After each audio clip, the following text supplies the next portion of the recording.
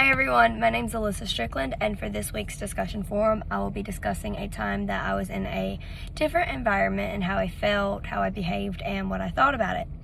The first thing that popped into my mind when I read this week's prompt was the trip that me and my family took to New York with the church when I was probably 11 or 12 maybe. This trip was awful. Anyone who has ever gone to New York knows that it is very different from small town North Carolina. There's people everywhere, and I mean everywhere. If you have never gone to New York, God bless your soul. But there's people everywhere. God bless you trying to cross the street because you will get run over if you're not careful. These people do not care. And so I was very scared throughout the whole trip because I wasn't used to seeing so many people everywhere. I mean, there was nowhere that you went that there was not 100 at least people. I was ready to go home. But how I behaved, I did not let go of my mother's hand the entire trip. I was petrified of slipping away into the crowds of people.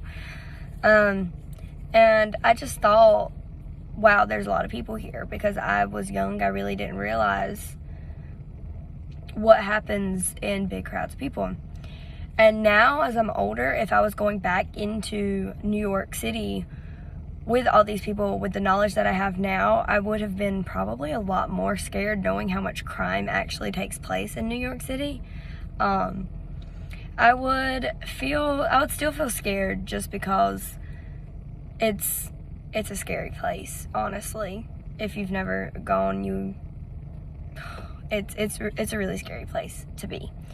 And helping someone through a crisis in New York, it would be a lot different than helping someone here, because it's a completely different environment.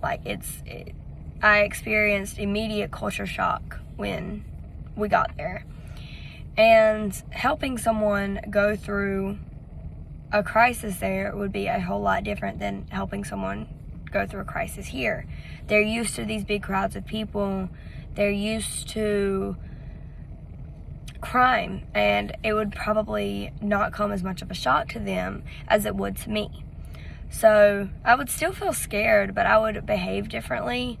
If someone was in trouble, I would try and find the best way to help them cope with what was going on, because it would be different than how I would best cope with something of the sort. I don't know what I would think going back to New York. I vowed to never ever go back there because it was awful. It was terrible for me. Some people love it. I hated it. I would think about all the people there and what they're used to, and how people down here, we're not used to that. We're not like that. Southern hospitality or whatever, that doesn't exist up there. And it's just, I experienced a great deal of culture shock when I went, and it would be hard. It would be hard to help people up in that environment simply because it was so much different than the culture and the environment down here. But the best way to help somebody in that situation is to learn about them and learn about what way of coping helps best with them, so that you best know what way to intervene in a crisis. So I hope I never have to go back there, but if I do, hopefully I will better know how to help someone and better help myself. So thank you. Bye.